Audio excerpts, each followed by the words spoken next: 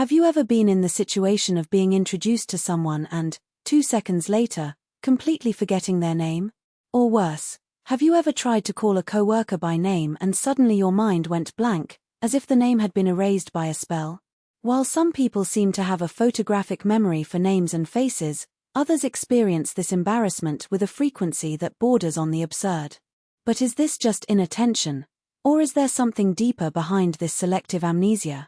First of all, it's important to say, you are not a social disaster. Forgetting names is not a sign of lack of interest or intelligence. In fact, it might just be your brain's way of prioritizing information.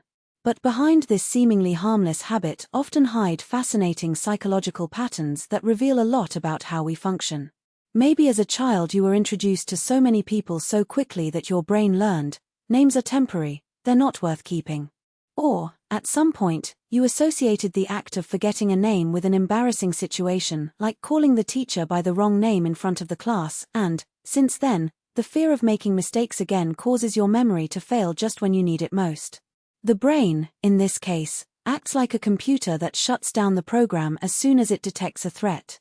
There are also those who forget names because, unconsciously, they don't want to create very deep bonds. It may seem strange, but some people develop this mechanism as a form of self-protection. If you don't remember the name, you don't need to get too close, you don't need to commit.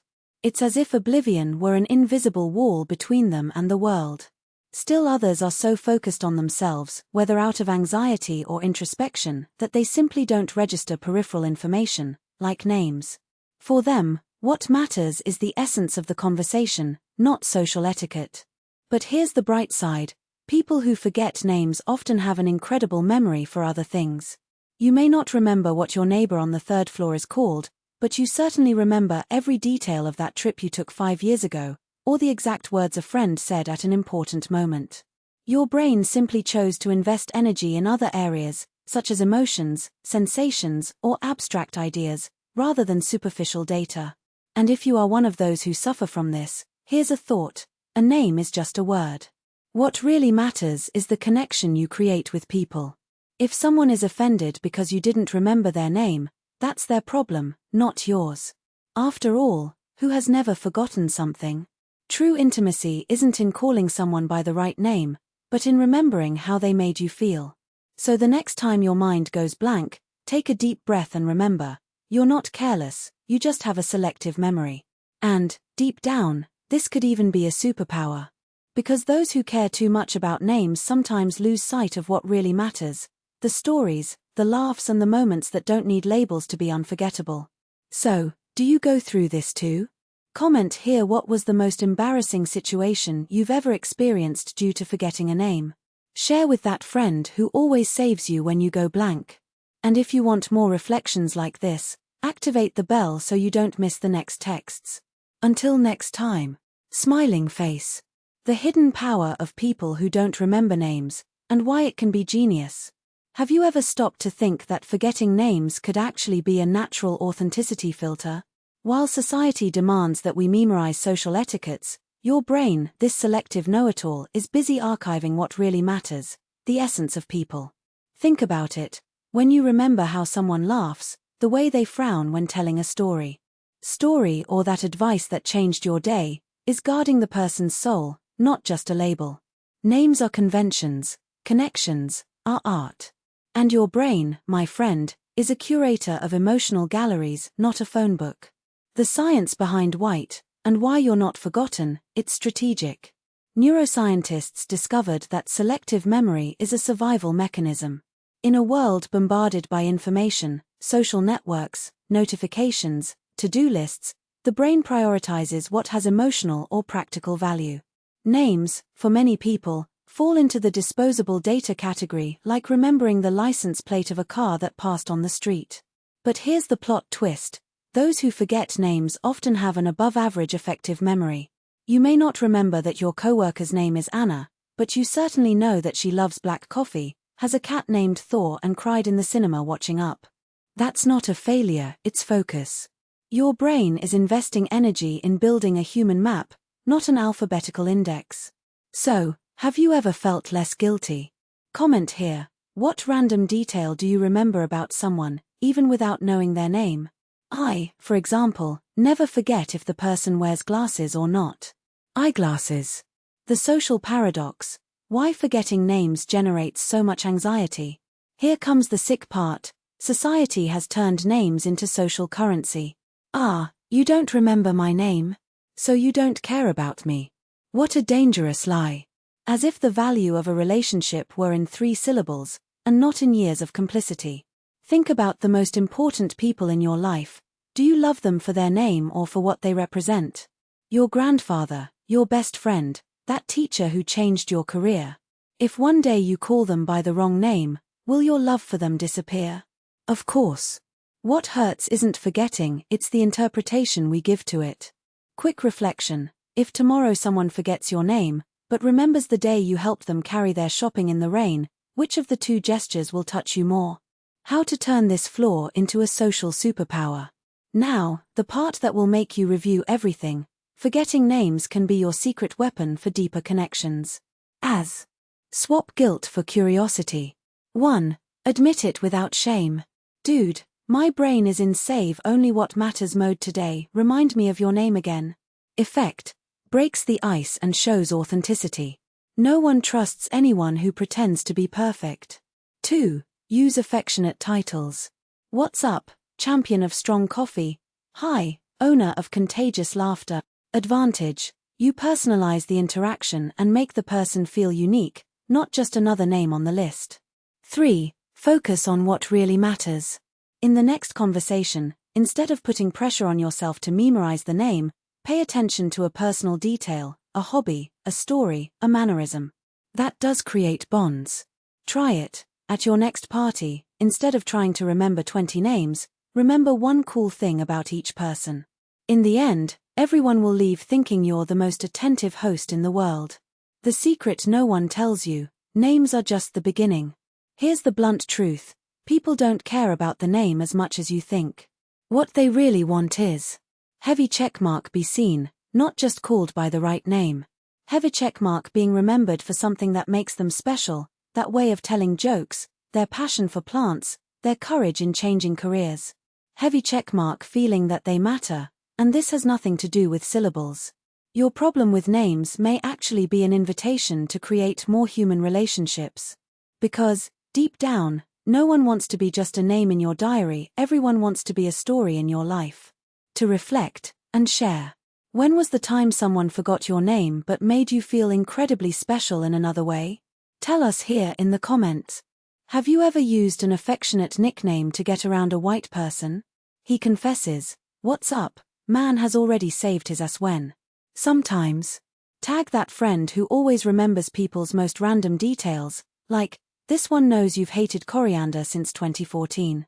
And if you liked this reflection, activate the bell so you don't miss the next ones, because we're going to talk about why forgetting birthdays can be an act of radical love. Yes, you read that right. Party popper. Until next time, distractingly brilliant human. Sparkles. Why does this text work? Deconstructs guilt, turns forgetting into a strategy. Uses science plus empathy, neuroscience plus real examples. Gives practical solutions, what to do when it goes blank. Elevates the debate, names versus essence. Engages with personal questions, invites the reader to participate. Ends with a hook, next intriguing theme. Bonus tip, whenever you write about a common problem, forgetting names, procrastinating, etc., turn it into a hidden advantage. People don't just want comfort, they want a new perspective that makes them feel powerful. The power of forgetting, why remembering everything can be a trap, and how white saves lives. Have you ever stopped to think that forgetting things, birthdays, names, appointments, might actually be a superpower in disguise? In a culture that idolizes photographic memory and uninterrupted productivity, drawing a blank has become synonymous with failure. But what if I told you that that moment when you got stuck was actually your brain protecting you? Think about it. How many times have you forgotten to respond to a toxic message, to attend an event that would drain your energy, or to remember the name of that colleague who only talks about himself? White is not a bug, it's a feature. An emotional survival mechanism so sophisticated that even neuroscience is beginning to decipher it. The science behind Do Branco, or Your Brain is Smarter Than You. Recent studies in cognitive neuroscience reveal that forgetting is not an accident, but an active filtering process. The hippocampus, our memory center, prioritizes what deserves space based on two criteria. 1. Emotional relevance. If something doesn't touch you, or hurts you, the brain files it in the trash. 2. Practical utility. If information is not useful for your survival or growth, it disappears. In other words, when you forget the birthday of a distant acquaintance, it could be that your brain is optimizing its energy for what really matters. And no, that doesn't make you a bad person. It makes you a human being with healthy boundaries. But what if I forget something important? Answer: you don't forget. What really matters stays. The rest, it's just noise. The 3 types of forgetfulness, and what they reveal about you. 1. Selective forgetting, or my brain is an art curator. Example: you remember your grandmother's birthday, but forget the boss's birthday who humiliated you at the meeting. What it means: your subconscious is protecting your peace. And deserves an award for that. Phrase to remember: it's not a lack of memory. It's an excess of wisdom. 2. The strategic blank, or I need a break, brain. Example: you stop in the middle of a small conversation, give a vague smile and change the subject. What it means: your brain is screaming for oxygen. And you should listen. Practical tip: when you go blank, take a deep breath and say, sorry, my mind went off for a second, were you talking about?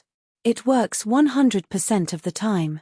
3. Philosophical forgetting, or some things don't worth remembering. Example: you don't remember the name of the ex who cheated on you, but you memorized the recipe for the soup your mother made when you were sick. What it means: your memory is a garden, not a garbage dump. And you are the gardener. Reflection: what you choose to forget says as much about you as what you choose to remember. Why forgetting birthdays can be an act of radical love. Here comes the part that will turn your logic around. CA upside down. Remembering everything, all the time, is a form of control. And control, in excess, is the antithesis of love. Think about the people who don't care about commemorative dates. They are not cold, they are free. They understand that love is not an Excel spreadsheet, with reminders and alerts. True connection does not depend on a calendar. Presence is worth more than a gift, and a belated but sincere happy birthday is worth more than 100 automatic messages. Real example. A friend of mine never remembers my birthday. But the day my dog passed away, she showed up at my door with a book I had mentioned years before in a passing conversation. This is love. Not the date, but attention to what really matters. What to do when whiteout happens: no guilt, no drama. 1. 4 names. Infallible trick. Sorry, my brain is in save energy mode today, remind me of your name again. It works better than pretending to know. Bonus: the person will feel important because you asked. 2. 4 dates. Magic phrase: I'm terrible with dates, but great at celebrating people. When do we actually schedule that? Turns failure into an invitation to connect. 3. 4 appointments. Rule of thumb: if you forgot, ask yourself, did this really deserve my energy? If the answer is no, the white was a gift. The great truth no one says: forgetting is humanizing. We live in an era that pathologizes distraction and glorifies hyperproductivity. But here's the secret. Robots don't forget. Humans, yes. Algorithms don't give a blank. People of flesh and blood, yes. Machines don't prioritize. You, fortunately, prioritize without even realizing it. Your forgetfulness is not a defect, it is proof that you are alive. Now, tell me, what was the best white you've ever had? Have you ever forgotten to reply to someone and then thanked them for it? Confess in the comments. Tag that friend who always remembers the wrong things, like your crush's name from 2012, but never your birthday. Challenge: the next time you go blank, instead of blaming yourself, ask, what is my brain trying to tell me? And come back here to tell us. Next topic: why people who talk too much are actually those most afraid of silence. Activate the bell so you don't miss it, or, if you forget, your brain probably had a good reason. Winking face. Until next time, gloriously imperfect human. Sparkles. Why does this text work? 1. Deconstructs guilt, transforms forgetting into a protection mechanism. 2. Uses science plus empathy, neuroscience plus real examples equals credibility plus identification. 3. Provides practical solutions, what to do when you go blank, no cliches. 4. Elevates the debate, forgetting as an act of radical love, innovative perspective. 5. Engages with personal questions, invites the reader to reflect and share their own stories. 6. Ends with a hook, next intriguing topic plus relaxed tone. Bonus tip: whenever you write about a human flaw, forgetting, procrastinating, being disorganized, turn it into an evolutionary advantage. People don't just want comfort, they want to feel powerful within their imperfections. Why people who talk too much are actually the most afraid of silence. You know that friend who fills every gap in a conversation with words, jokes, stories, or even random facts about giant squids, while you internally wonder, does he breathe between one sentence and the next? We tend to call this chatty, talkative, or, in the worst moments, tiring. But what if I told you that, behind that non-stop verbal flow, there is often a deep fear? Not to talk, but to stop. It's no surprise that, in groups, these people are the first to break an awkward silence. They're not just filling space, they're running away from it. Because, for them, the sound void is not neutral, it is a black hole, which can suck up unwanted confessions, reveal insecurities, or worse, force them to hear what they really think. What their brain is screaming, without them knowing. 1. If I stop, they'll realize I have nothing interesting to say. Compulsive chatter is often born from a hidden belief: my presence is only valid if I am actively contributing. Silence, then, becomes synonymous with irrelevance. Practical example: the person who tells 3 stories in a row at dinner, even if no one asked. It's not egocentrism, it's panic about being forgotten. 2. If I keep quiet, someone will ask me a question I don't know the answer to. For many chronic talkers, silence is an invitation to exposure. What if they ask me about my relationship, my career, my plans? Better to maintain control of the conversation than to risk an inconvenient truth. Phrase they would never say, I don't know. Because, for them, not knowing equals failing. 3. If I stop talking, I'll have to listen, and I don't know if I can handle what they're going to say. Some people talk so much because the outside world is scary. Criticism, differing opinions, even praise, yes, even that can hurt, are threats. So, they monopolize the dialogue like a shield. Metaphor: imagine a castle with walls made of words. The moat. The fear that if they lower the drawbridge, something bad will come in. For, if I stay quiet, I'll have to listen to myself, and that hurts. Here is the darkest secret: often, the true fear is not of other people's silence, but of one's own. Thoughts like am I enough, am I on the right path, or why do I feel so empty, emerge when there is no noise to drown them out. Confession of a recovering talker: when I finally stopped talking, I realized I had been running away from myself for years. The 3 types of talkers, and what each one hides. Type: behavior, hidden fears, phrase that reveals everything.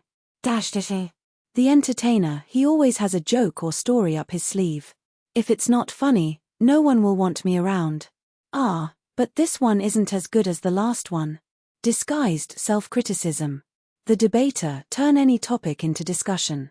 If I don't prove I know better, I'll be ignored.